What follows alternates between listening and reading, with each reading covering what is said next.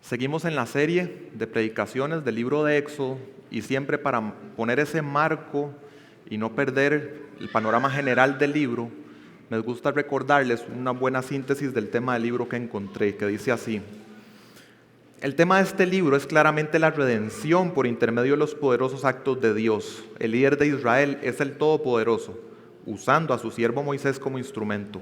La tarea de libertarlos parecía imposible, pero Dios la realizó con mano potente. El establecimiento de este pueblo difícil en una nueva tierra como nación piadosa se presentaba como tarea imposible, pero el libro termina con el triunfo de la gracia de Dios. El foco se centra en el carácter del Señor como aquel que se revela a sí mismo como poderoso y justo, a la vez que tierno y perdonador. A este punto ya hemos llegado al capítulo 4, que ahora Andrés recapituló el 3 y leyó el 4. Seguimos en la escena de la zarza ardiente, y recordarán que es esa escena en que Dios comisiona a Moisés para que sea ese líder designado por Dios como instrumento para que sea rescatado el pueblo de Egipto. Pero vemos a Moisés respondiendo con varias objeciones. Vimos, por ejemplo, en 3:11 que plantea la pregunta: ¿quién soy yo para esta tarea? En 3:13, ¿cuál es tu nombre? En 4:1, ¿y si no me creen? Y con cada una de las respuestas que Dios da, lo que está es asegurándole a Moisés que las cosas de lo que dependen es de la presencia y el poder de Dios en medio de lo que va a ocurrir. Entonces eso garantiza su cumplimiento. Hoy seguimos en esa misma escena, vamos a ver la objeción final de Moisés y su renuencia a ser el enviado, y vamos a ver la respuesta de Dios. Nuestro texto está en Éxodo 4, versículos del 10 al 17. Voy a leerles de Nueva Biblia de las Américas, y hoy voy a hacer algo un poquito diferente. El versículo 13 lo considero más claro, por no ser traducción literal palabra a palabra de otra traducción. Entonces el 13 lo voy a leer desde Nueva Versión Internacional. Éxodo 4, del 10 al 17. Entonces Moisés dijo al Señor: por favor, Señor, nunca he sido hombre elocuente, ni ayer ni en tiempos pasados, ni aun después de que has hablado a tu siervo, porque soy tardo en el habla y torpe de lengua. Y el Señor le dijo: ¿quién ha hecho la boca del hombre? ¿O quién hace al hombre mudo o sordo, con vista o ciego? ¿No soy yo, el Señor? Ahora pues ve, y yo estaré con tu boca y te enseñaré lo que has de hablar. Pero Moisés dijo: te ruego, Señor, esto es Nueva Biblia de las Américas. Pero Moisés dijo: te ruego, Señor, envía ahora el mensaje por medio de quien tú quieras. Nueva Versión Internacional, que nos da mejor el sentido, dice: Señor, insistió Moisés, te ruego que envíes a alguna otra persona. Versículo 14. Entonces encendió la ira del Señor contra Moisés y le dijo: ¿no está allí tu hermano Aarón, el levita? Yo sé que él habla bien, y además ahora él sale a recibirte. Al verte se alegrará en su corazón, y tú le hablarás y pondrás las palabras en su boca. Yo estaré con tu boca y con su boca, y les enseñaré lo que tienen que hacer. Además, Aarón hablará por ti al pueblo. Él te servirá como boca, y tú serás para él como Dios. Y esta vara la llevarás en tu mano, y con ella harás las señales. Entonces, en este texto de hoy lo que vemos es que ante la objeción definitiva de Moisés para el envío, Dios se muestra lento para la ira, fiel al pacto y comprometido con su promesa de rescatar al pueblo escogido. Y mi propósito al predicar hoy es que, comprendiendo la ira de Dios, crezcamos en confianza y obediencia a Él. Y no sé si suena raro, pero que comprendiendo la ira de Dios, crezcamos en confianza y obediencia a Él. Esto vamos a verlo en dos verdades que tenemos en el texto. La primera es que Moisés pide a Dios enviar a otro, enfocándose en sus limitaciones en vez del carácter del yo soy. Y lo vemos en los versículos del 10 al 13. Ahí cuando vemos la objeción que plantea Moisés acerca de su boca, de su lengua, de su forma de hablar, los estudiosos difieren de qué exactamente es lo que está diciendo Moisés ahí.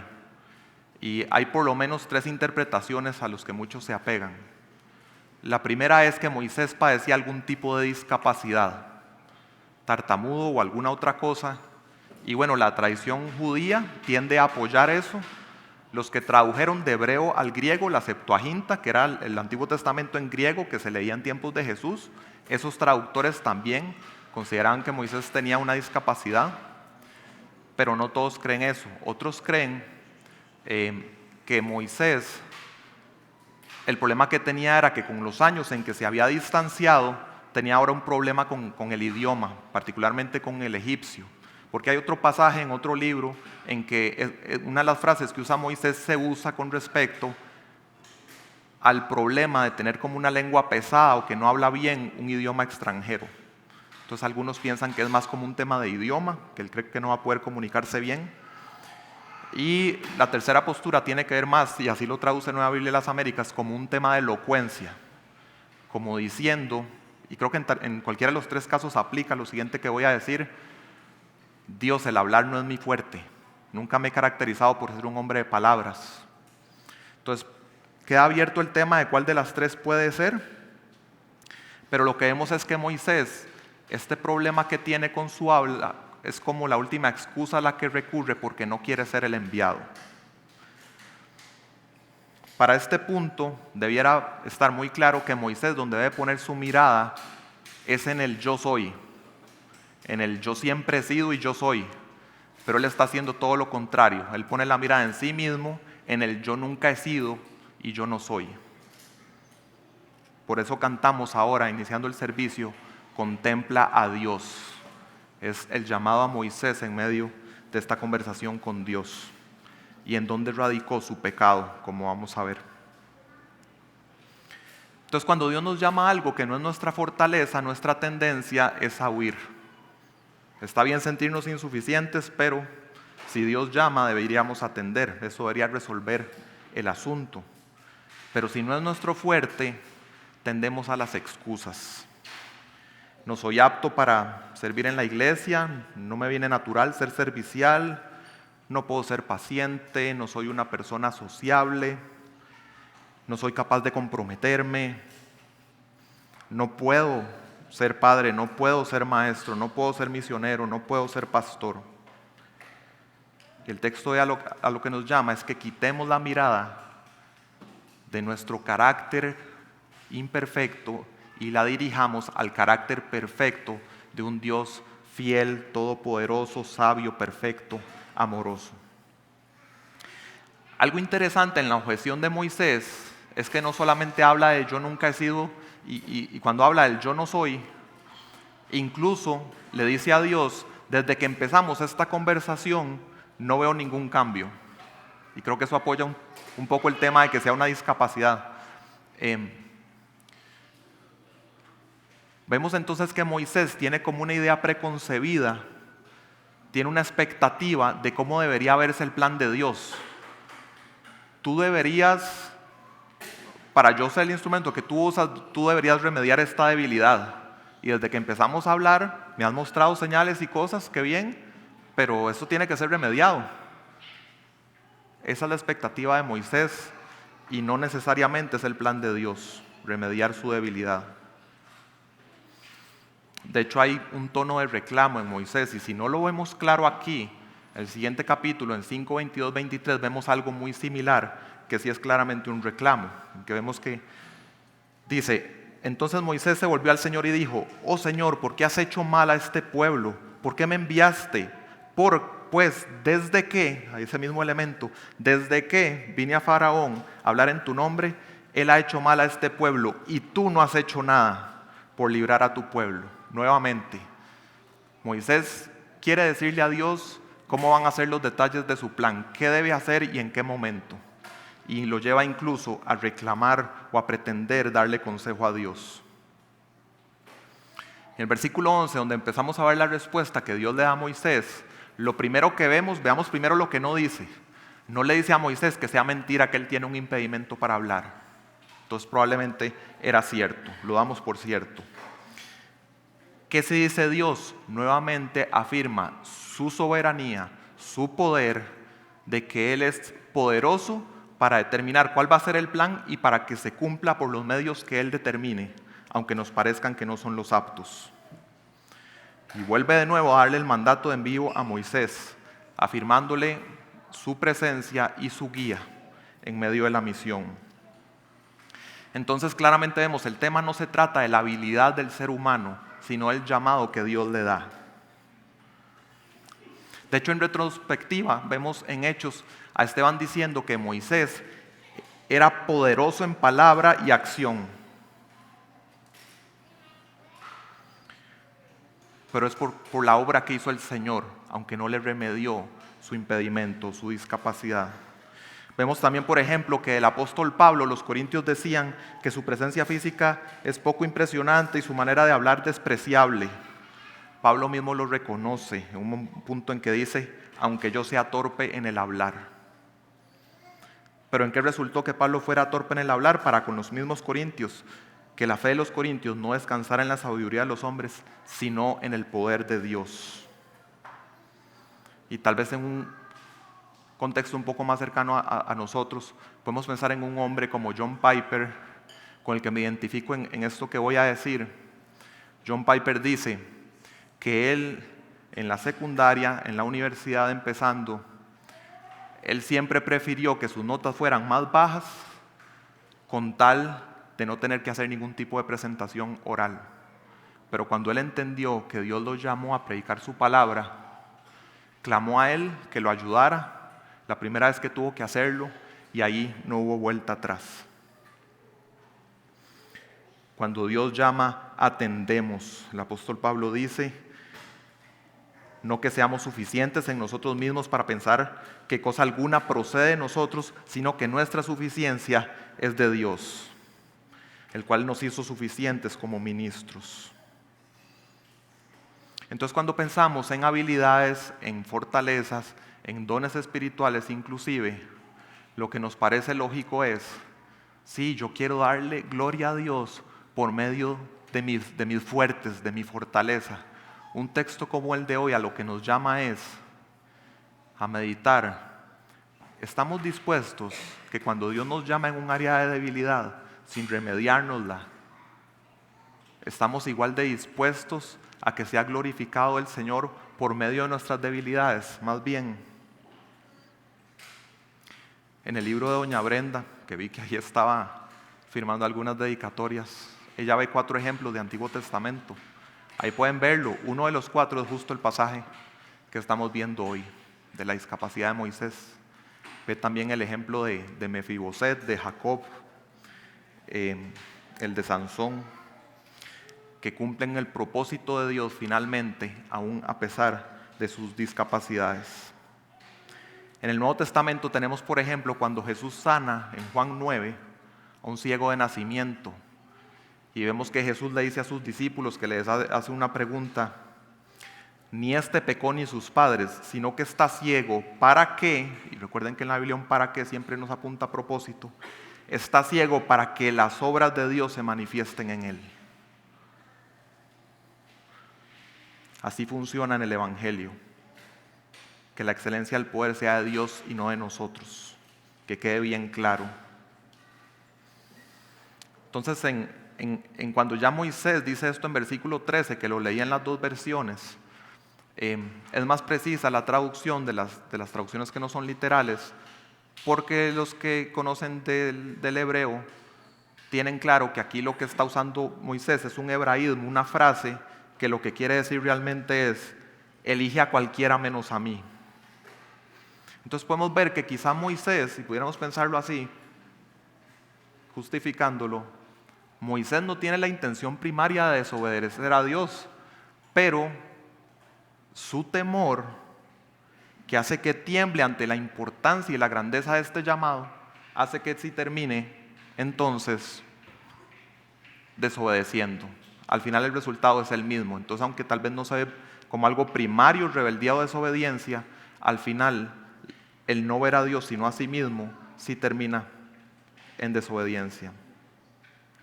Pretende incluso aconsejar a Dios, casi dándole a entender como, escoja al que quiera, no se da cuenta que no está considerando bien, no está escogiendo al mejor dotado para esto, hay gente más apta, no estás escogiendo bien.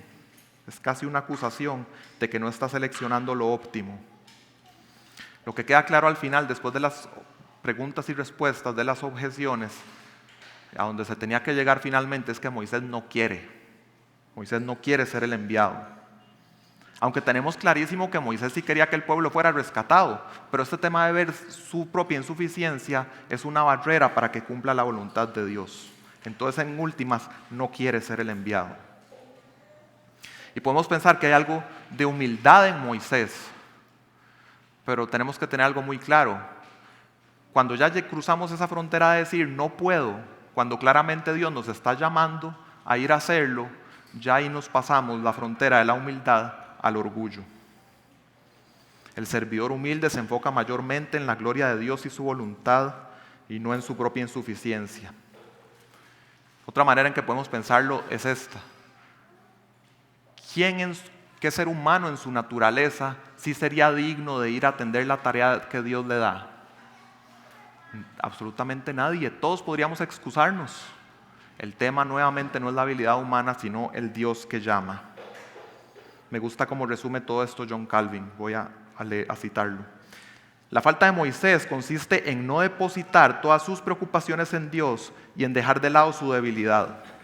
La objeción del habla sería un acto de modestia si tan solo hubiese pedido ayuda a Dios, pero cuando continúa y pide ser dado de baja, comete injusticia delante de Dios, como si Él diera a sus siervos una carga más grande de lo que pueden llevar o como si diera órdenes desconsideradas.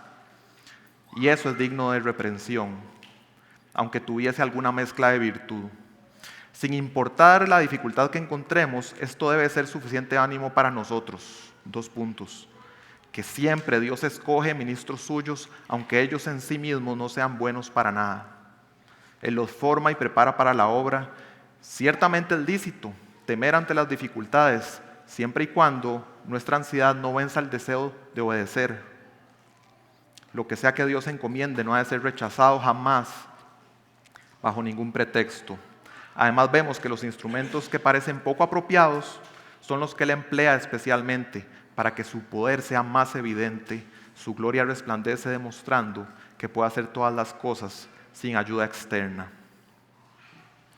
Y pensando en la aplicación de esta primera verdad, pensando en nosotros mismos y los llamados que nos hace el Señor, hay algunos llamados que estamos seguros que ya los tenemos porque ya la circunstancia está aquí, tal vez ya la estamos viviendo hace años.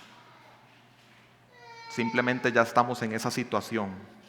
Y a pesar de que sean situaciones que ya están hace tiempo, son situaciones en las que a veces podemos llegar al punto de decir, ya no aguanto más vivir en esta situación en la que Dios me está poniendo y me está llamando a vivir. Y puede ser de diferentes tipos, puede ser una dinámica familiar desgastante, puede ser un tema laboral, puede ser una enfermedad, una discapacidad, un tiempo de luto, escasez material, amenazas, persecución, el mismo ministerio. Puede ser desgastante. Pero el texto de hoy lo que nos recuerda con respecto al llamado de Dios es que si Dios realmente ha puesto el llamado, tenemos garantizado por sus promesas su presencia y su presencia especialmente en esa área en que reconocemos nuestra debilidad. Y su gracia es increíble que solo tener ese Dios invisible que nos sostiene debiera ser suficiente, pero no solo nos da eso, nos da más, nos da hermanos tangibles que nos acompañan en el caminar cristiano. Entonces, entendiendo todo esto, no solamente oramos por sanidad, no solamente oramos para que sea quitada una circunstancia, sino que a la vez oramos al Señor que nos dé su gracia transformadora para que podamos ser perseverantes y seamos hechos conforme a la imagen de Cristo, cumpliendo sus propósitos. ¿Está ese tipo de llamado? Existen otros tipos de llamados en que tenemos que dar más bien como ese paso inicial. Por ejemplo, algunos aquí están ya dando, estamos con las entrevistas, ese paso inicial de decir queremos ser miembros de la iglesia. En estos que damos ese paso inicial, las consideraciones deben ser qué dice la Biblia, orar, pedir consejo, para estar seguros, tener la máxima seguridad posible que Dios me está llamando a eso. Porque no queremos caer en autoenviarnos a algo y decir, todo lo puedo en Cristo que me fortalece, y llegar a darnos cuenta después que Dios no nos llamó a eso. Vemos, por ejemplo, a los israelitas que en ocasiones iban a una batalla muy valientes, el Señor está con nosotros, pero el Señor no los había enviado a esa batalla específica y eran derrotados.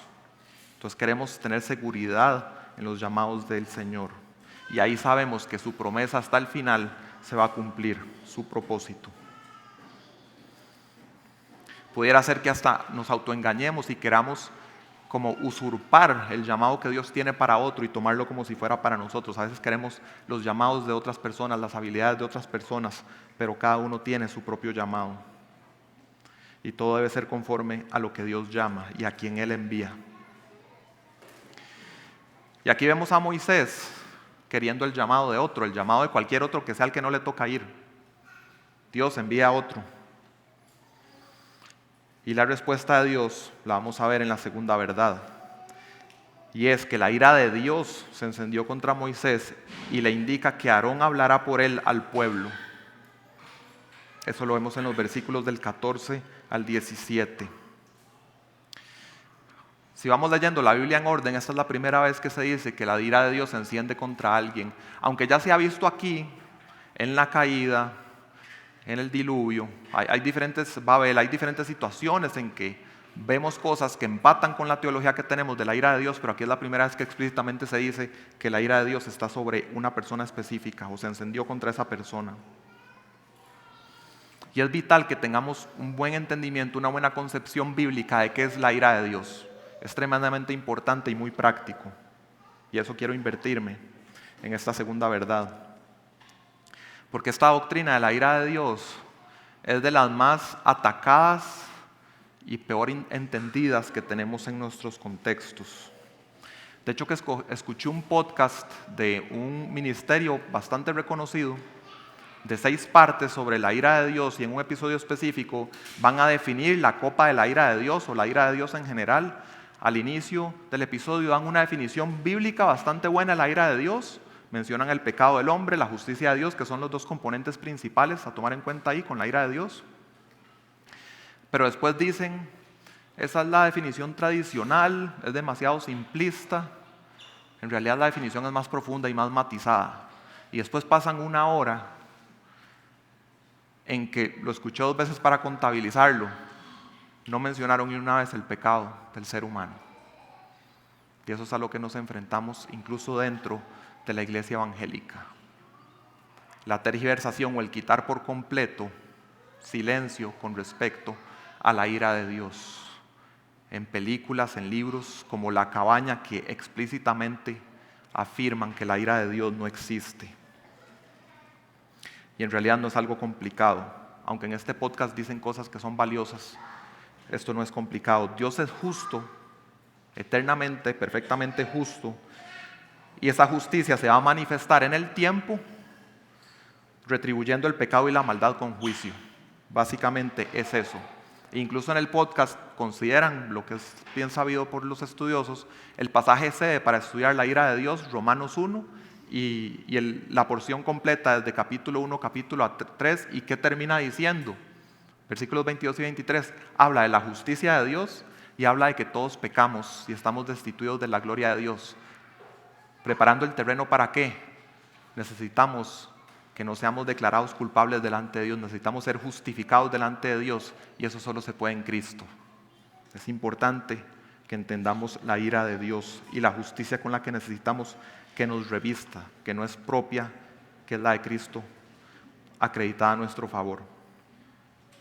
En este pasaje de hoy, todos vemos que Dios se enciende en ira contra Moisés, y ¿qué es lo que hace? ¿Cómo se manifiesta esa ira de Dios? Le dice que Aarón, su hermano, va a ir con él. Entonces aquí dentro de todo estamos viendo a Dios lento para la ira.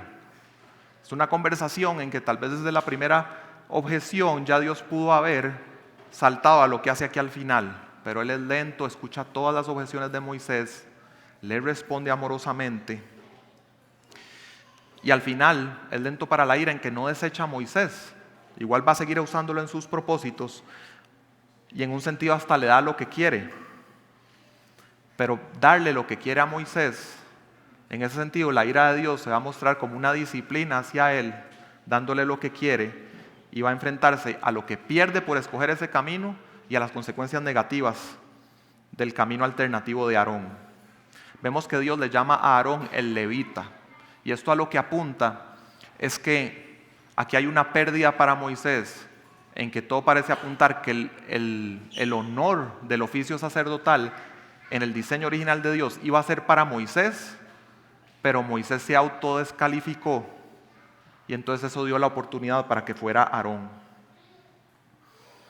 Eso de autodescalificarse de un honor hasta suena como bonito, suena como humilde. Entonces quiero agregarle algo más: contra la voluntad de Dios. Se autodescalificó contra la voluntad de Dios. Entonces hubo una pérdida para Moisés en el camino que Dios le permitió seguir. Y también vemos las consecuencias negativas, porque si vemos hacia adelante en la figura de Aarón y lo que sigue ocurriendo en el resto del Pentateuco, ¿qué vemos? Vemos que Aarón, que Dios mismo dice que él sí habla bien, él sí es elocuente, ¿para qué usó esa habilidad? Éxodo 32, para liderar al pueblo a construir el becerro de oro. ¿Qué nos dice también Éxodo 32, 25? Mientras Moisés no estaba, Aarón les había permitido el desenfreno. En Números 12 también vemos que lidera la murmuración y la usurpación. Y vemos luego que sus hijos, Nadab y Abiú, en Levítico 10, ofrecen a Dios un fuego extraño, una adoración irreverente, impropia, indigna. Y aquí vemos un principio teológico, que cuando los ministros que Dios está llamando para que le sirvan no responden, como está haciendo aquí Moisés, la iglesia se ve debilitada. Y creo que ahorita hay muchos líderes en las iglesias que se desvían, que están en esa posición porque el ministro que Dios estaba llamando fue como Moisés y no atendió el llamado. Y quedan posiciones vacantes en las iglesias que quieren llenarlas para que todo continúe. Y entonces la alternativa que les queda es relajar los requisitos bíblicos para liderazgo, con resultados desastrosos que, como vimos con el mismo Aarón, pueden llegar a la idolatría. Entonces es muy triste, y recuerdo la frase que dije al inicio: teniendo a ese Dios poderoso que nos garantiza su presencia, su bendición, su guía, por ser invisible, preferimos algo más tangible, aunque sea inferior. Moisés estuvo más contento con tener la presencia de Aarón que la presencia del Señor, en un sentido. Y lo vemos también, por ejemplo, en el pueblo de Israel más adelante, cuando le dicen a Dios: Dios, no queremos un rey invisible, queremos un rey tangible como los demás pueblos. Ira de Dios disciplinando a sus hijos les permite ese camino y sus consecuencias. Lean, por ejemplo, Oseas 13, se los voy a leer. Tu destrucción vendrá, oh Israel, porque tú estás contra mí, contra tu ayuda. ¿Dónde está ahora tu rey, para que te salven todas tus ciudades y tus jueces, de quien me decías, dame rey y príncipes? En mi ira te di un rey y te lo quité en mi furor. Entonces, muchas cosas que no son nuestra fortaleza, circunstancias que no nos gustarían, llamados que pensamos que no debiera ser el nuestro, los rechazamos, y realmente en el lenguaje de lo que acabamos de leer, lo que estamos haciendo ahí es desechar la ayuda del Señor. Y luego entonces viene la disciplina, permitiendo el camino equivocado y sus consecuencias. Y aquí lo que es glorioso es que incluso dentro de las consecuencias de nuestra terquedad, en nuestras decisiones, Dios siempre trae gracia. Dios, a pesar de esto, siguió usando a Moisés poderosamente. De hecho, que esto que permitió de Aarón fue como el empujoncito que necesitó Moisés para ya animarse. Y Dios se lo dio.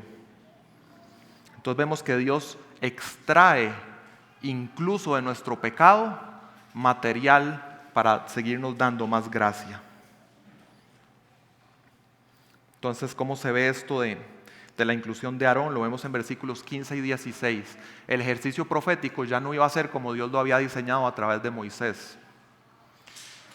Se originaba en Dios y Moisés era el que hablaba, diseño original. Ahora Moisés, por decirlo así, queda en medio, y donde culmina el ejercicio profético es en la boca de Aarón. va a ser Aarón el que va a hablar en últimas. De eso también se ve algo en capítulo 7, versículo 1. Y fuera de este tema del habla, vemos en versículo 17 que Dios le dice que tome la vara, y con este tema que no es de hablar, sino que es de la vara para las señales, sí vemos que Moisés está muy dispuesto, ahí no pone objeciones. Entonces ahí sí podemos saber, en ese que no hay objeciones, lo que ocurrió después fue el perfecto diseño de Dios de cómo quería que ocurriera el rescate de su pueblo y que le da más gloria. ¿Cuál era? Que la humilde vara de este pastor derrotara por el poder de Dios el cetro del faraón. Ahí no hubo objeción y fue mejor glorificado Dios en la vida de Moisés. Entonces, regresando a este tema de la ira de Dios, tenemos que tener claro que el pecado humano nos ubica bajo la ira de Dios. Es nuestra condición. Hijos de ira, incluso, nos dice el Nuevo Testamento. Y Jonathan Edwards, no sé si han escuchado de él, predicó uno de los sermones que se consideran uno de los sermones más famosos de la historia, que se llama Pecadores en manos de un Dios airado, en que él retrató tan vívidamente la ira de Dios que fue interrumpido varias veces por la gente que lo escuchaba, implorándole, preguntándole, ¿cómo vamos a ser salvos para no estar bajo esta ira? Y voy a leerles un poco de eso. Y hablando Jonathan Edwards de quienes no están en Cristo, dijo esto: para ellos su condenación no se duerme, el abismo está preparado, el fuego ya está listo, el horno está caliente, listo para recibirlos, las llamas se inflaman y arden, la espada resplandeciente está afilada y se sostiene sobre ellos, el abismo ha abierto su boca bajo ellos. Los medios que usas para tu preservación y tu justicia son nada. El que no haya ido al infierno la última noche no debe ser atribuido a nada más que la mano de Dios te ha sostenido. Y no hay nada en ti, nada de lo que hayas hecho ni puedas hacer para inducir a Dios a perdonarte. Dios está dispuesto a tener piedad de ti. Este es un día de misericordia, clamando a Cristo, que es el único que nos rescata de la ira venidera. Jesucristo el justo, el que no está bajo ira, y en Él nos rescata. Pero cuando ese día de misericordia pase, ya no hay nada que hacer. Ahí es el llamado a arrepentirse y a acudir a Cristo en fe ya. Siguiendo con este tema de la ira de Dios, considero muy importante que veamos la ira de Dios muy unida al atributo principal que está unido a la ira de Dios, que es su justicia inmutable, y que lo veamos considerando también al mismo tiempo otros dos atributos. Uno es que Dios es inmutable, es decir, que Dios no cambia, y el otro es, y es menos conocido, pero muy importante, que Dios es impasible, y eso significa que Dios no tiene pasiones. Y esto de la impasibilidad tal vez suene raro, pero es doctrina reformada, está en las confesiones de fe, su rechazo hasta es condenado como herejía. Les recomiendo leer el libro Dios sin pasiones, si a alguien le interesa, podemos conseguirlo, que expande mucho más lo que voy a tratar de sintetizar aquí y ojalá pueda captarse. A nivel humano, cuando pensamos en ira, pensamos en una reacción emocional fuerte, como un arrebato, pero Dios no tiene reacciones emocionales. Dios no tiene pasiones. Y esto tal vez ya a alguien le puede empezar a sonar raro. Dios no tiene afectos. Los seres humanos tenemos afectos. Y voy a decir una lista de pares de afectos para que nos ubiquemos. Amor-odio son afectos. Deseo-abominación son afectos. Gozo-tristeza. Esperanza-desesperanza. Valentía-temor. Y lo que ocurre es que nosotros estamos continuamente recibiendo estímulos externos, los interpretamos y reaccionamos a ellos, dependiendo de cómo los consideramos. Tomamos acción basándonos en un objeto externo, reaccionamos a lo externo. Pero Dios no reacciona a nada. Dios es siempre el mismo, Dios no cambia. Cuando vemos algo como lo de hoy, de que Dios se enciende en ira contra Moisés, lo que estamos viendo no es una reacción o un arrebato de ira de Dios a como lo tenemos los humanos con nuestras emociones. Lo que estamos viendo es la manifestación en el tiempo del carácter inmutable y el decreto inmutable de Dios, que no cambian, no cambian. ¿A qué más nos lleva esto? Muy importante. Nosotros no podemos hacer absolutamente nada para que Dios nos ame. ¿Entendemos eso? Nosotros no podemos hacer nada para que Dios nos ame. Nosotros no podemos hacer nada que nos haga más atractivo a Dios, porque Dios no es un Dios que reacciona, que algo cambió y ahora lo veo y me enamora o se me hace más atractivo y entonces ahora lo amo. No, Dios es el mismo siempre. Es el decreto que Él ha determinado de antes de la fundación del mundo, el que determina dónde va a estar puesto su amor, en Cristo, el amado. Y ahí es donde queremos estar, en Cristo, el amado. Tampoco podemos hacer nada que despierte un arrebato de ira de Dios contra nosotros. Tampoco podemos hacer eso, no es posible. Usamos ese término de Dios airado para describir su justicia inmutable que castigará el pecado en donde esté. La Biblia a veces tiene que usar el lenguaje de criaturas, porque estamos acostumbrados solamente a manejarnos entre criaturas para explicarnos cosas de Dios, pero debemos entenderlas bien y les recomiendo el libro que les dije. Ok, espero que se haya entendido. ¿Y por qué es importante esto? Porque la manera en que vemos a Dios va a determinar la manera en que nos relacionamos con Él. Y si estamos acostumbrados a relaciones humanas en que dependiendo de cómo yo me comporto, la otra persona sí tiene arrebatos de ira, es todo lo que conocemos, vamos a comportarnos de la misma manera para con Dios, vamos a sentirnos de la misma manera alrededor de Dios. Y si lo que tenemos en nuestro trasfondo son figuras de autoridad que eran fácilmente detonadas a la ira, ¿cómo creen que nos vamos a sentir alrededor de Dios? Vamos a sentir que dependiendo de cómo me comporto, dependiendo de lo que hago hoy, que si oré, que si no oré, que si hice mi devocional o si no lo hice, o que si serví de esta manera o no lo hice, eso va de alguna manera o detonar la ira de Dios o producir otros efectos. Pero Dios es inmutable. Entonces no importa, estando en Cristo, alrededor de Dios no debemos andar temerosos. No vamos a hacer algo que lo va a hacer enojar contra nosotros, de tal manera que nos abandone, que reduzca su amor hacia nosotros, que nos deseche, que entonces ya no vaya a cumplir sus promesas. Y si no entendemos esto, vivimos en una contradicción, vivimos temerosos alrededor de un Dios que lo que nos manda es a que no tengamos miedo. Que nos dice en 1 Juan 4:18, en el amor no hay temor, sino que el perfecto amor echa fuera el temor, porque el temor involucra castigo y el que teme no es hecho perfecto en el amor.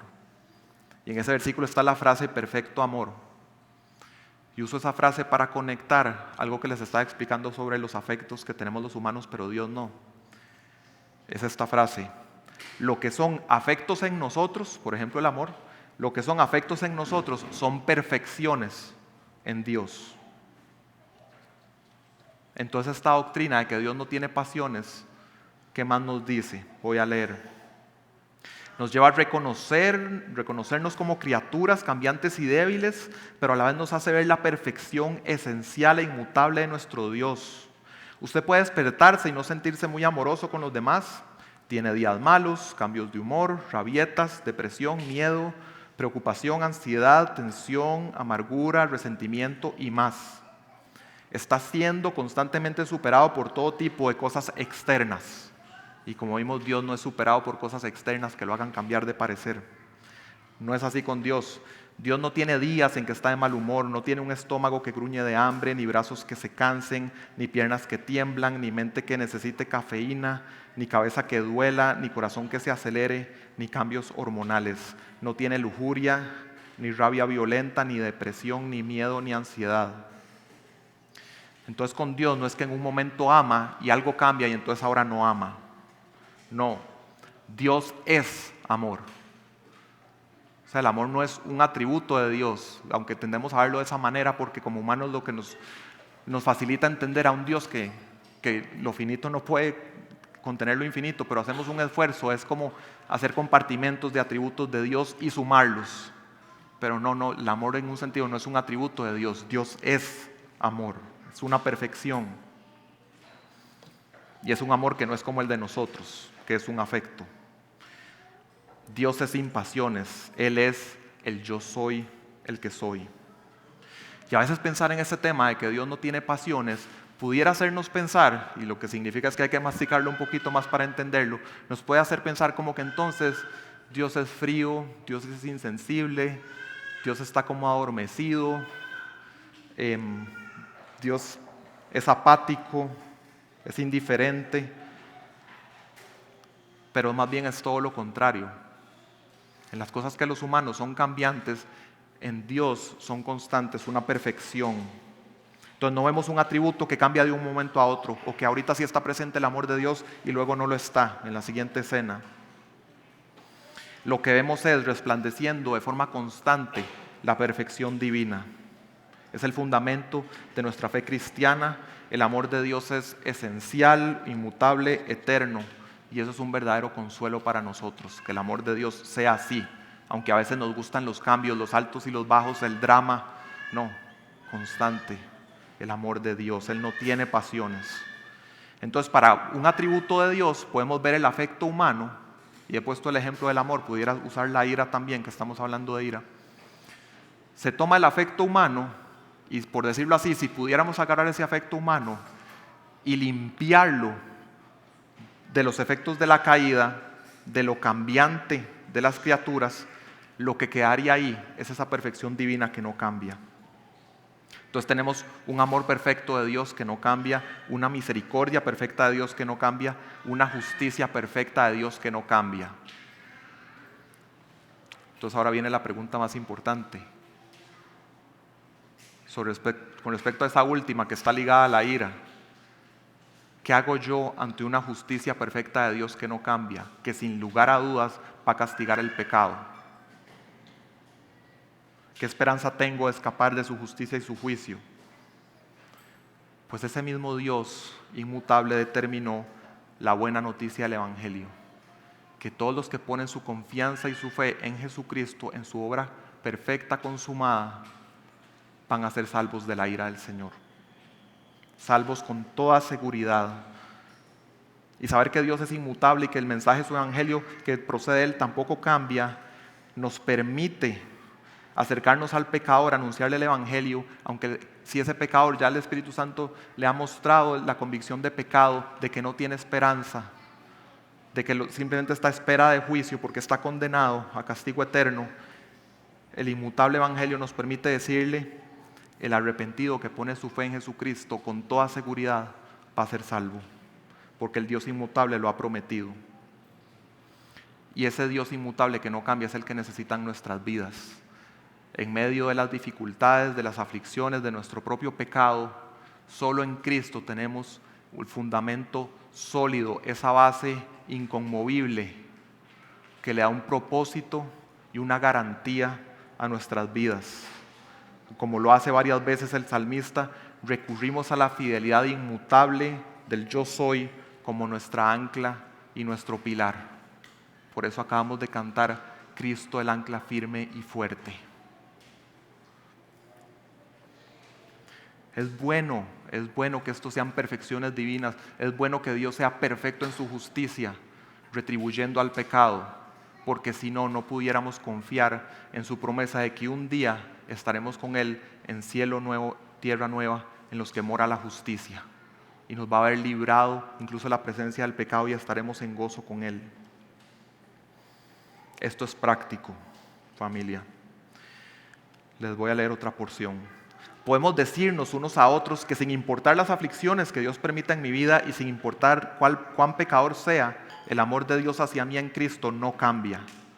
A la luz de estas cosas, si Dios te está disciplinando o permitiendo aflicción, no es porque Él haya cambiado hacia ti, sino porque Él te está cambiando a ti. Cuando estamos en aflicción y prueba, no pensemos que Dios está enojado con nosotros y nos está haciendo mal.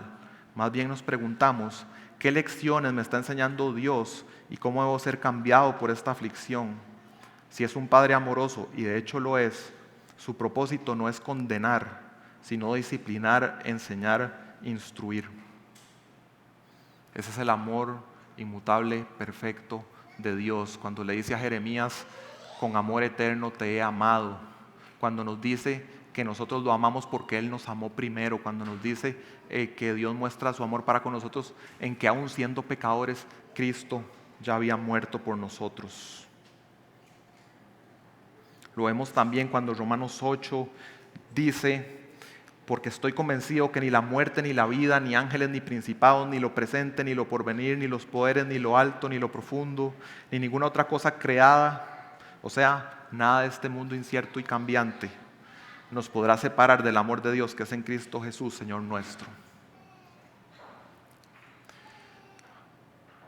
Y con este tema de que las cosas son simplemente según el Dios eterno, según su decreto antes de la fundación del mundo, muchas veces no nos agrada, queremos hacer espacio para la libertad humana.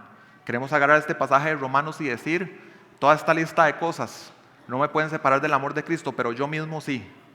Yo sí puedo, yo estoy en esa libertad. Personalmente yo digo, de la lista de todo lo creado, al que yo le tengo más miedo que me separe de Cristo es mí mismo, porque conozco mi pecado. Entonces, esta lista casi que no me importaría si no me garantiza que ni yo mismo puedo separarme del amor de Dios, porque Él ha decretado amarme, de que yo voy a perseverar en mi fe en Cristo, por el poder y la gracia que Él me da. Y nada nos podrá separar de su amor. Y siempre que estamos estudiando el Antiguo Testamento, buscamos identificar en dónde se está prefigurando a Cristo. Y para hoy, a la luz de lo que hemos hablado, les propongo esto. Vimos el pecado de Moisés, que es llamado a liberar al pueblo y es desobediente e imperfecto. Y esto pudiéramos contrastarlo con el perfecto Hijo de Dios Jesucristo, llamado a la misión de venir a pagar en esa cruz por nuestros pecados para liberarnos del pecado, para liberarnos de esclavitud, para que seamos reconciliados con Dios. Y en Cristo vemos lo contrario, perfecta obediencia al llamado, incluso en medio de la debilidad. En Mateo 26, en el huerto de Getsemaní, Jesús dice: mi alma está afligida hasta el punto de la muerte. Y lo siguiente que dice en sus oraciones, muy diferente a lo que dijo Moisés: Padre mío, si es posible que pase de mí esta copa, pero no sea como yo quiero, sino como tú quieras. Obediente, sujeto, usado por Dios, cumple su propósito, nos ha rescatado. Y en medio de nuestra debilidad, qué glorioso que es Cristo. Y para cerrar el mensaje, quisiera recordar el propósito, y espero que se haya logrado, que comprendiendo la ira de Dios, crezcamos en confianza y obediencia a Él. Vamos a orar. Padre, te agradecemos porque eres inmutable. Dios, eres inmutable, eso es bueno para nosotros. Es bueno que Jesucristo sea el mismo ayer, hoy y por siempre. Porque entonces no estamos como en este mundo cambiante, Señor, en que nos movemos en medio de personas que no sabemos, y ya lo hemos sufrido, en que en arrebatos de ira las relaciones se rompen, las promesas no se cumplen, todo cambia. Hay despropósito, hay dolor, pero gracias porque tú que no cambias, eres amor, también eres justicia, y nos has mostrado también sobre quiénes está tu ira y que no está sobre Cristo, y nos has llamado a Él, Señor. Gracias porque tu ira recayó sobre Jesús, y ese perfecto amor en el que ahora estamos, por tu amor de pacto, Señor, tan maravilloso, tan indescriptible, hace que ya no estemos bajo ira, que podamos estar seguros, que podamos estar libres de cualquier temor, por ese perfecto amor tuyo. Te alabamos por tu justicia, por tu ira, por tu amor, tu misericordia, tu santidad, todo lo que tú eres. Y te agradecemos por el regalo de Cristo que nos libra de la justa ira venidera. Gracias porque estando en Cristo, esta justicia perfecta tuya ya no se ve sobre nosotros como ira, sino como la disciplina de un Padre amoroso que nos hace crecer a la imagen de Cristo. Gracias por tu paciencia, por ser lento para la ira, por tu cuidado providencial, por protegernos hasta de nuestros propios malos caminos. Gracias porque tenemos en Cristo un ancla, en Él está nuestra confianza. Te rogamos que este mensaje nos guíe a obedecerte y a darte la gloria como tú escojas, en lo que veamos como nuestras fortalezas o los dones que nos has dado, pero también en nuestras debilidades, que seas glorificado, Señor. En el nombre de Jesús, amén.